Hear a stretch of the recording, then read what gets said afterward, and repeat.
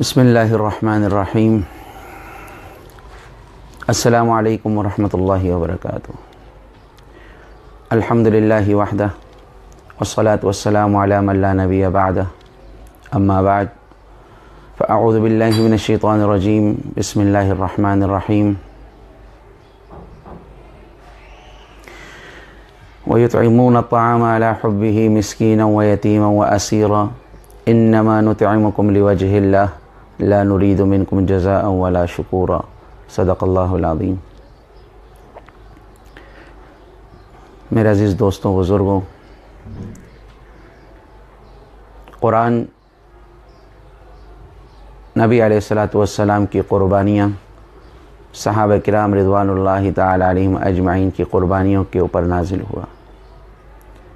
انبیاء علیہم الصلاۃ والسلام کی قربانیوں کا ذکر قرآن کریم میں جگہ جگہ ہے، اور وہ تعلیمات ہمیں یہ سمجھاتی ہیں کہ جو کوئی بھی قربانی کے ساتھ اس دنیا میں وقت گزارے گا، اللہ کے لیے، اس کے رسول علیہ الصلاۃ والسلام کے لیے سب کچھ قربان کر دے گا، ایسے لوگوں سے اللہ پاک راضی ہو جاتے ہیں، اور ایسوں کے لیے اللہ پاک کی طرف سے سلام بھی آتا ہے، اللہ سلام بھیجتے ہیں۔ میں اور آپ اپنی زندگیوں کو دیکھیں، اور سہولیات، آسائش اور ان فیسلٹیز کی وجہ سے ہم قربانیوں کی طرف نہیں آ سکتے۔ جب بھی اپنے آپ کو قربانیوں کی طرف لے کے آئیں گے تو اللہ تعالیٰ کا وعدہ ہے، اللہ پاک ہم سے راضی ہو جائیں گے۔ ہمارا مقصد بھی اللہ کی رضا ہے، اور جب اللہ راضی ہوں گے تو خاتمہ بھی ایمان پر ہوگا، ہماری قبر بھی اچھی ہوگی، ہمارا حشر بھی اچھا ہوگا، جناب نبی کریم علیہ الصلاۃ والسلام کے ہاتھ سے حوض کوثر بھی نصیب ہوگا۔ صحابہ کرام رضی اللہ تعالی عنہم اجمعین نے ایسی ایسی قربانیاں دیں، اللہ اکبر، کہ جن پر قرآن نازل ہو گیا۔ ان قربانیوں پر قرآن نازل ہوا، رہتی دنیا تک لوگ ان آیات کو پڑھیں گے اور صحابہ کی قربانیوں کو یاد کیا کریں گے۔ اللہ تعالی ہمیں بھی ایسی قربانیاں دینے والا بنا دے۔ آج اس موقع پر میں انہی قربانیوں کی داستان میں سے ایک قربانی ذکر کرنے لگا ہوں جس پر قرآن نازل ہوا تھا، اور اس درس کو سن کے ہمارے اندر بھی شوق پیدا ہو کہ ہم بھی دین کی خاطر اپنے گھر بار کو چھوڑیں، بیوی بچوں کو چھوڑیں، اور اس دین کو لے کر پورے عالم میں جائیں، جناب نبی کریم علیہ الصلاۃ والسلام کی تعلیمات کو عملی طور پر لوگوں کے سامنے پیش کریں، تاکہ امت میں جوڑ پیدا ہو، یہ فرقے ختم ہو۔ ہمارے نبی علیہ الصلاۃ والسلام کے زمانے میں فرقے نہیں تھے، بلکہ ایک امت تھی۔ میرے نبی نے امت بنائی تھی، فرقے نہیں بنائے تھے۔ مولانا طارق جمیل صاحب دامت برکاتہم بڑی پیاری بات فرماتے ہیں، ہمارے نبی نے امت بنائی تھی، فرقے نہیں بنائے تھے۔ ہم نے فرقے بنائے، امت نہ بنے، اس لیے ایک دوسرے کو برداشت بھی نہیں کر رہے، جبکہ نبی علیہ الصلاۃ والسلام تو یہودی کے لیے کھڑے ہو رہے ہیں، یہودیوں کی خدمت بھی کر رہے ہیں۔ یہ انسانیت کی قدر، انسانیت کی عظمت دل میں تھی۔ ہم لوگ مسلمان ہو کر ایک دوسرے کو برداشت نہیں کر رہے، مطلب ہم خود ہی دین کو نہیں سمجھے۔ ہم جب دین کو سمجھ جائیں گے تو انشاءاللہ انسانیت کی قدر ہمارے دلوں میں بیٹھے گی، پھر ہم ایک دوسرے کو برداشت بھی کریں گے، اور انشاءاللہ امت بن جائیں گے۔ اب مثال کے طور پر اگر کراچی میں رہنے والے یہ سارے کے سارے فرقے ختم ہو کے ایک امت بن جائے تو آپ بتاؤ پھر اس ایک امت کی طرف کوئی میلی نظر سے دیکھ سکتا ہے؟ پھر حیدرآباد میں رہنے والے، مورو میں رہنے والے، پورے پاکستان کو جب جوڑ دیا جائے اور یہ سارے کے سارے ہم ایک امت بن جائیں، اللہ کی قسم ہمارے ملک کی طرف کوئی میلی آنکھ سے نہیں دیکھے گا۔ پھر پورے عالم میں رہنے والے مسلمان اگر ایک امت بن جائیں، ایک جوڑ پیدا ہو جائے، تو باطل کیسے پھر ہماری طرف دیکھ سکتا ہے؟ ہم خود کمزور ہیں، ہمیں فرقوں کو ختم کرنا ہے، اس کے لیے ہم سب نے کھڑے ہونا ہے۔ ہم نے دوسرے کو برداشت کرنا ہے، اپنے مسلک کو چھوڑنا نہیں، دوسرے کو چھیڑنا نہیں، دوسروں کی عظمت ہمارے دلوں میں، اپنے سینوں کو کشادہ کرنا ہے۔ کچھ بھی ہے، ہمارے نبی کا امتی تو ہے، کلمہ پڑھنے والا تو ہے۔ ہمارے نبی تو ایسوں کے لیے کھڑے ہو رہے ہیں جو کلمہ نہیں پڑھتے تھے، ایسوں کی خدمت کر رہے تھے جو یہود و نصارہ تھے۔ میں آج مسلمان ہو کے دوسرے مسلمان بھائی کو دیکھتا ہوں کہ کون سے فرقے کا ہے، تو ان فرقوں کو ہم نے مٹانا ہے انشاءاللہ۔ جب یہ فرقے مٹیں گے ہم امت بنیں گے۔ اللہ کی قسم، اللہ کا وعدہ ہے، اللہ کا وعدہ ہے، سب مل کے توبہ کریں گے، تقوی پہ آئیں گے، اللہ تعالیٰ وہ بدر والے فرشتے آج بھی بھیج دیں گے۔ میدان بدر میں تو 2 ہی شرطیں اللہ نے لگائی تھیں، اذ تقول للمؤمنین الن یکفیکم ان یمدکم ربکم بثلاثۃ آلاف من الملائکۃ منزلین بلی ان تصبروا وتتقوا، 2 شرطیں پوری کرو، صبر اور تقوی، ھذا یمددکم ربکم بخمسۃ آلاف من الملائکۃ مسومین، 3000 چھوڑو 5000 کا لشکر اللہ مدد کو بھیج دے گا۔ تو بدر والا اللہ آج بھی موجود ہے۔ کاش کہ ہمارے اعمال بدر والے ہو جائیں، اس کے لیے ہم سب نے مل کے کوشش کرنی ہے۔ بھائی کریں گے نا سارے انشاءاللہ۔ اب دیکھو میں آپ کو سناتا ہوں ہمارے پیارے نبی علیہ الصلوۃ والسلام کی بیٹی فاطمہ رضی اللہ عنہ، آپ کے شوہر حضرت علی کرم اللہ وجہہ، ان کے دونوں بیٹے حسن اور حسین بیمار ہو گئے رضی اللہ عنہما۔ ان دونوں نے نیت کی، ماں باپ نے، اللہ تعالیٰ ہمارے بچوں کو صحت دے دیں تو ہم 3 روزے رکھیں گے۔ اللہ تعالیٰ نے صحت دے دی تو حضرت علی کرم اللہ وجہہ نے فرمایا بی بی فاطمہ سے کہ بھائی کل روزہ رکھنا ہے۔ سحری میں اٹھے، دیا جلایا، گھر میں ڈھونڈتے ہیں کچھ کھانے کو مل جائے، جمع تو کرتے نہیں تھے وہ لوگ، تو کچھ کھانے کو نہ ملا، پانی پیا اور روزہ رکھ لیا۔ دن بھر حضرت علی کرم اللہ وجہہ دین کی خدمت میں لگے رہے، ہمارے پیارے آقا بدری کریم صلی اللہ علیہ وسلم کے ساتھ لگے رہے کہ کسی طرح دین کچے پکے گھر میں پہنچ جائے۔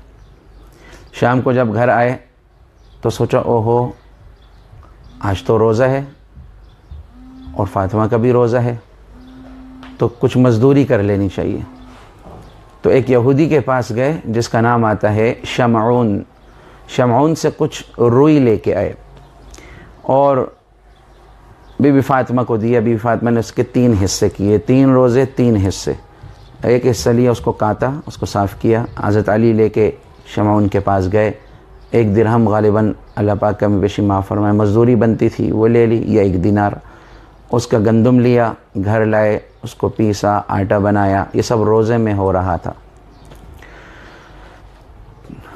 آٹا گوندا، روٹیاں پکائیں، تندور میں لگائیں، 6 روٹیاں بنیں، دسترخوان لگا۔ افطاری کے وقت لوٹی کا لقمہ توڑ کے منہ کے قریب کرنے لگے، دروازے پہ دستک ہوئی۔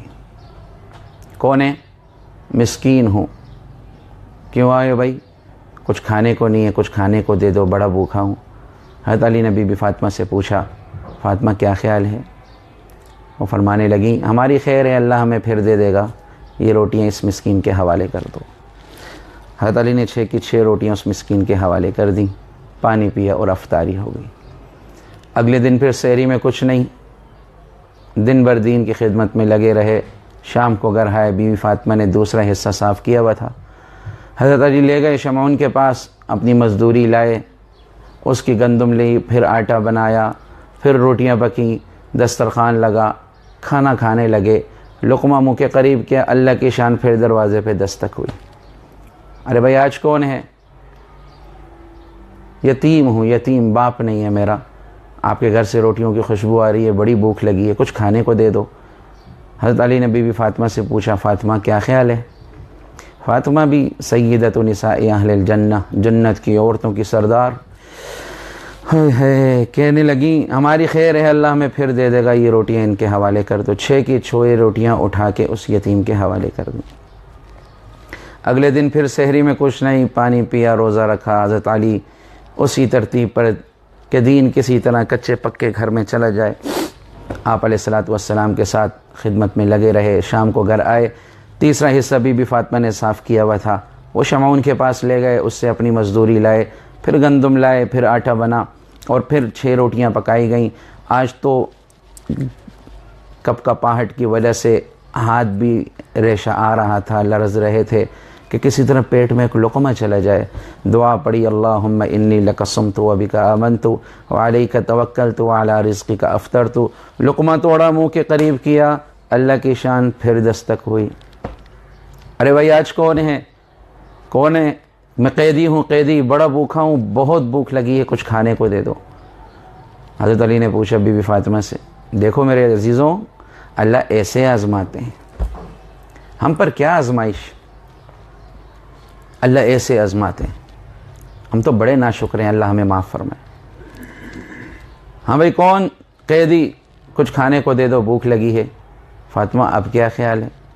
بی بی فاطمہ سردار نبیوں کی سردار بیٹی کہنے لگی ہماری خیر ہے, اللہ ہمیں پھر دے دے گا. یہ روٹیاں اس قیدی کے حوالے کر دیں. پانی پی, افطاری کی. 3 دن ہو گئے, پیٹ میں ایک لقمہ بھی نہیں گیا. چوتھے دن حضرت علی کرم اللہ وجہ جناب نبی کریم علیہ الصلوۃ والسلام کی خدمت میں حاضر ہوئے. آپ نے فرمایا علی تمہاری آنکھیں اندر کیوں جا رہی ہیں؟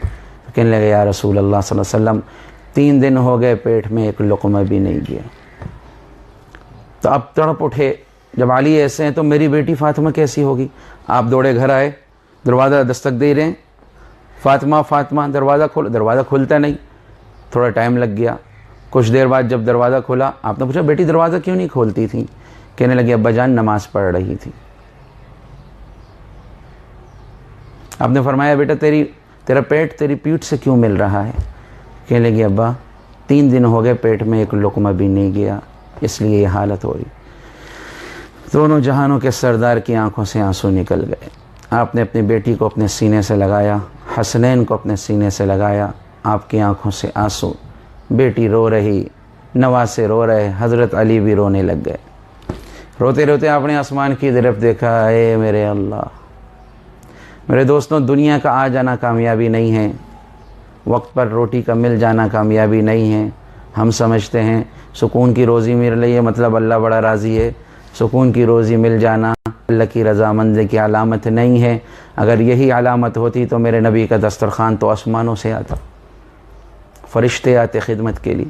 دنیا کا مل جانا کامیابی نہیں ہے. آپ روتے رہے تو آسمان کی طرف دیکھ رہے, اللہ نے جبریل کو بھیجا, جاؤ جبریل جاؤ. اللہ تو دیکھ رہے تھے. جبریل آئے اور پڑھنے لگے وَيُطْعِمُونَ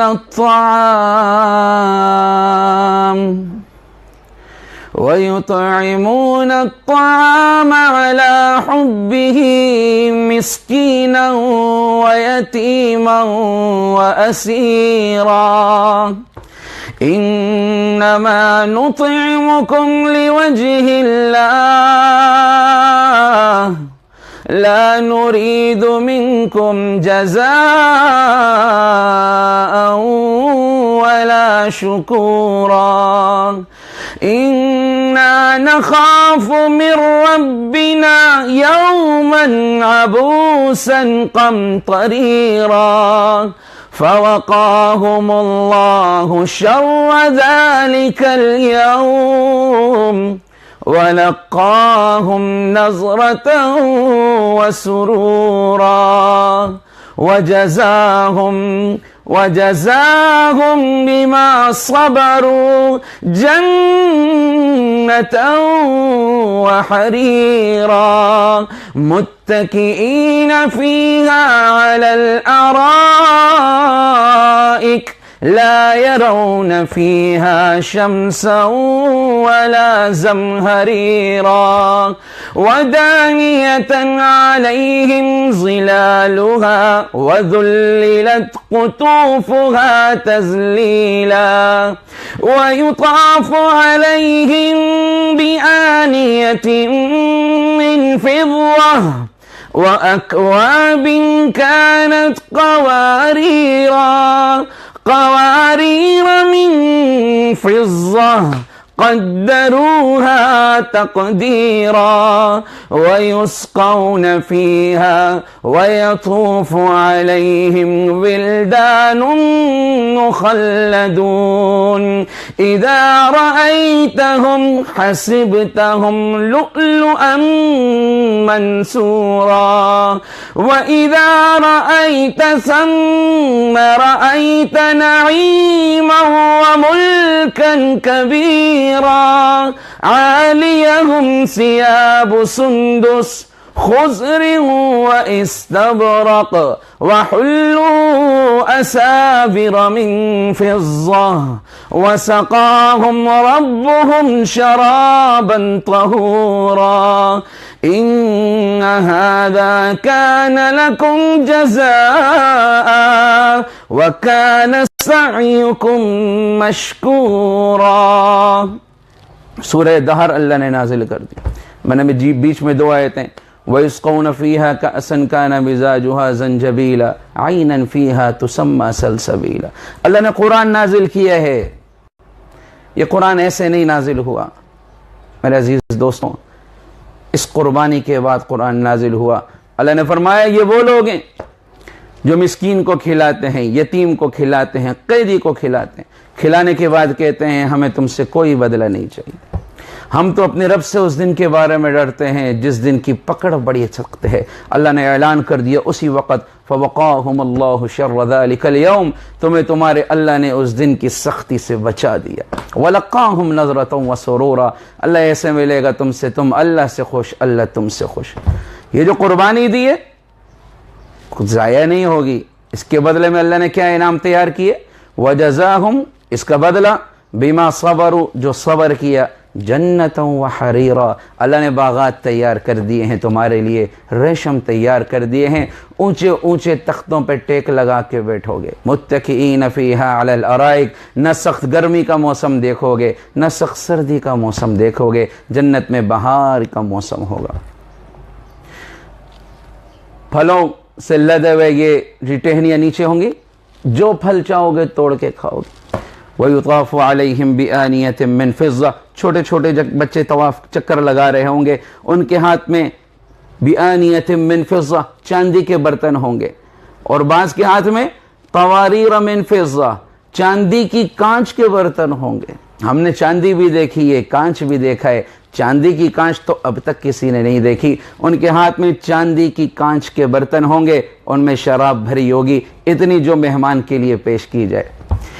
اور اللہ تعالیٰ زنجبیل ادرک ملی شراب پلائے گا, کافور ٹھنڈی شراب پلائے گا, اور اس کے بعد ان کا لباس کیا ہوگا؟ ثیاب سندس, ریشم کا لباس اللہ تمہیں پہنائے گا. وحلوا اساور من فضہ, چاندی کے زیور اللہ تمہیں پہنائے گا. ذرا تصور تو کریں ان نعمتوں کو. ریشم کا لباس, سبز ریشم, استبرق, باریک ریشم. وحلوا اساور من فضہ ويطوف عليهم بلدان مخلدون, چھوٹے چھوٹے بچے چکر لگا رہے ہوں گے. اذا رأيت ثم رأيت نعيما وملكا كبيرا, جب بھی دیکھو گے, جہاں بھی دیکھو گے, نعمتیں ہی نعمتیں نظر آئیں گی, ایک نہ ختم ہونے والی سلطنت نظر آئے گی. اور یہ جو قربانی تم نے دی ہے, وَسَقَاهُمْ رَبُّهُمْ شَرَابًا طَهُورًا, تمہارا اللہ تمہیں دیکھ رہا ہے, تمہارا اللہ خود تمہیں شراب طہور پلائے. کیوں؟ إِنَّ هَذَا كَانَ لَكُمْ جَزَاءً, یہ اس چیز کا بدلہ ہے جو دنیا میں چھوڑ کے آ رہے ہو. میرے دوستوں, یہ تعلیمات ہمیں سمجھا رہی ہیں. ہم تو فجر میں نہیں اٹھ سکتے, ظہر میں سستی, عصر میں مشغول, مغرب پڑی نہ پڑی, عشاء میں ایسی سو گئے. اس طریقے سے تو پھر جنت نہیں ملتی. میری آپ کی جنت ایک چٹیل میدان ہے, خالی پلاٹ ہے. ادھر اعمال کریں گے, ادھر بدلے ملیں گے. ادھر سبحان اللہ کہیں گے, ادھر درخت لگ جائیں گے. ادھر اعمال کریں گے, ادھر نہریں بنیں گی. ادھر اعمال کریں گے, دودھ کی نہریں بنیں گی, شراب کی نہریں بنیں گی. اللہ تعالیٰ شہد کی نہروں کو بہائے گا.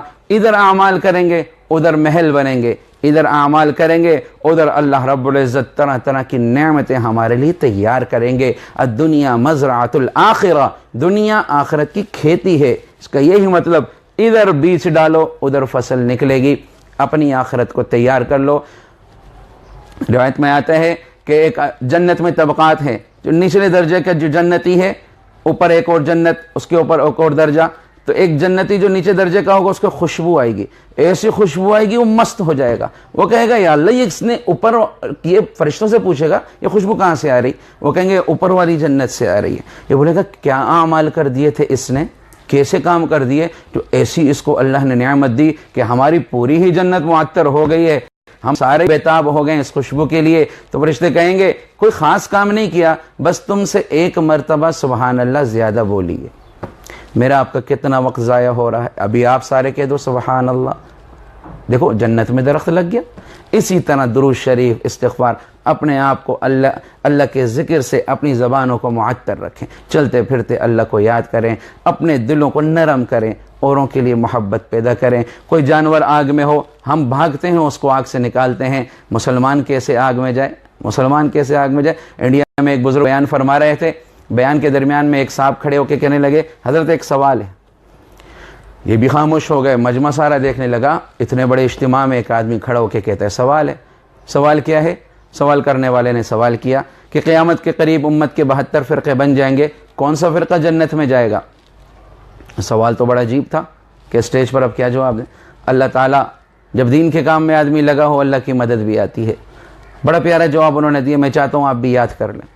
ان بزرگ نے جواب دیا کہ بھائی جنت میں تو وہ فرقہ جائے گا جو 72 فرقوں کو جنت میں لے جانے کی فکر کرے گا۔ میرے نبی کی یہی تبلیغ تھی کہ کافروں کو تعلیم کیوں دے رہے ہیں، کسی طرح بچ کے جنت میں آ جائے۔ تو میرے عزیز دوستو بزرگوں، میں نے آپ نے اس گئے گزرے دور میں کچھ کوشش کرنی، کسی ایک آدمی سے نہیں ہوگا، کسی ایک جماعت کا کام نہیں، ہم سب نے اپنے دلوں کو کشادہ کرنا ہے۔ مجھے امید ہے انشاءاللہ کچھ ہماری بات سے، ہمارے بڑوں کی بات سے ہمارے دل نرم ہوں گے، اوروں کے لیے ہم نرمی رکھیں، ان کو پیار محبت سے دین کی طرف لے کے آئیں۔ بھائی سارے کوشش کرو گے نا انشاءاللہ۔ اس موقع پر میں آپ کو کچھ اشعار بھی سناتا ہوں، جو ہمارے یہ درس قرآن لائیو دیکھ رہے ہیں یا بعد میں سنیں گے، سب درود شریف پڑھ لیجئے۔ اللہم صلی علی محمد النبی الامی وآلہ وسلم تسلیما کثیرا۔ اللہم صلی وسلم وبارک علی سید الاولین والآخرین افضل الانبیاء والمرسلین سیدنا وشفیعنا ونبینا وحبیبنا محمد وعلی آلہ وصحبہ اجمعین۔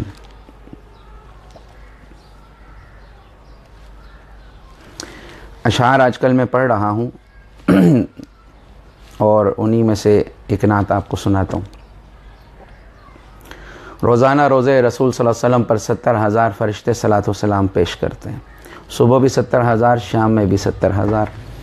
تو شاعر کچھ ایسے اس کی منظر کشی کرتا ہے۔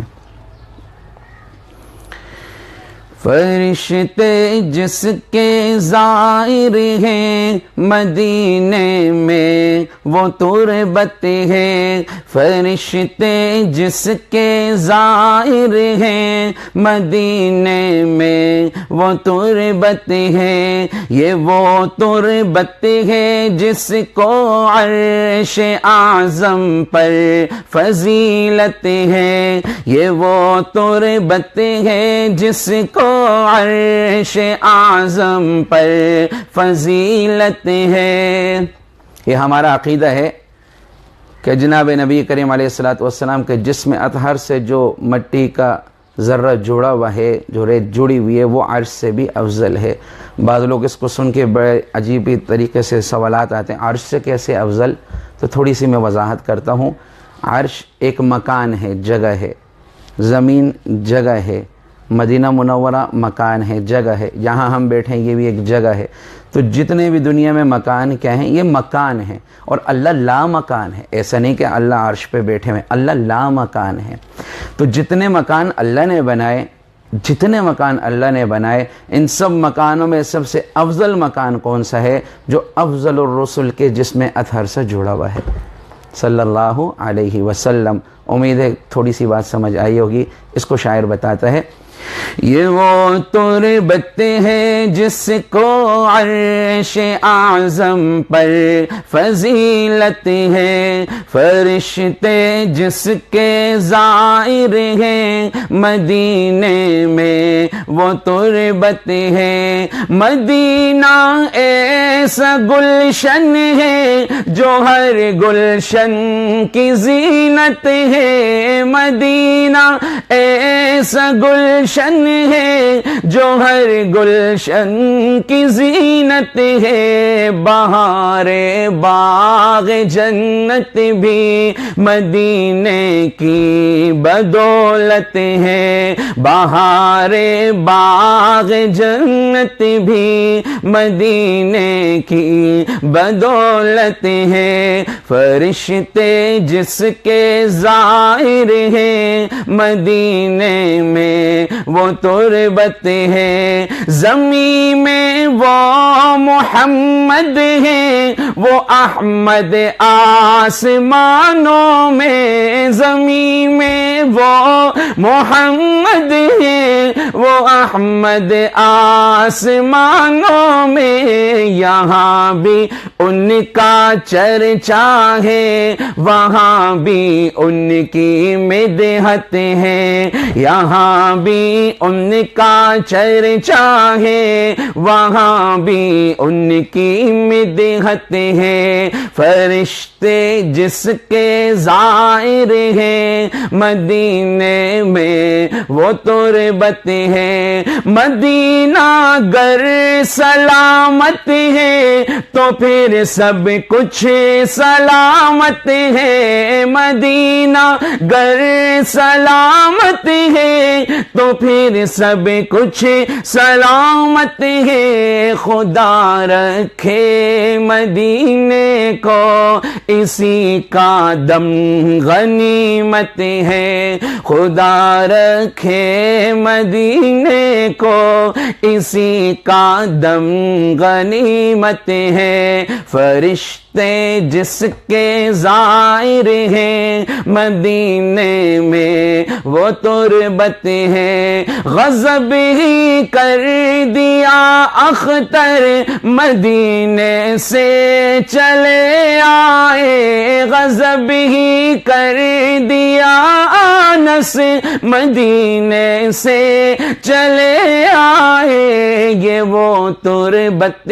ہے جس کی عرش والوں کو بھی حسرت ہے، یہ وہ تربت ہے جس کی عرش والوں کو بھی حسرت ہے، فرشتے جس کے زائر ہیں مدینے میں وہ تربت ہے، یہ وہ تربت ہے جس کو عرش اعظم پر فضیلت ہے، فرشتے جس کے زائر ہیں مدینے میں وہ تربت ہے، مدینے میں وہ تربت ہے، مدینے میں وہ تربت ہے۔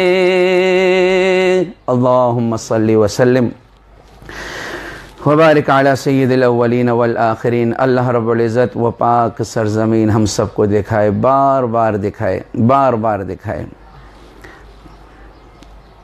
میرے خیال میں اسی پر آج اکتفا کرتے ہیں، آج ہماری یہ پہلی نشست تھی، انشاءاللہ پوری کوشش کریں گے کہ ہفتہ وار اس نشست کو چلاتے رہیں گے۔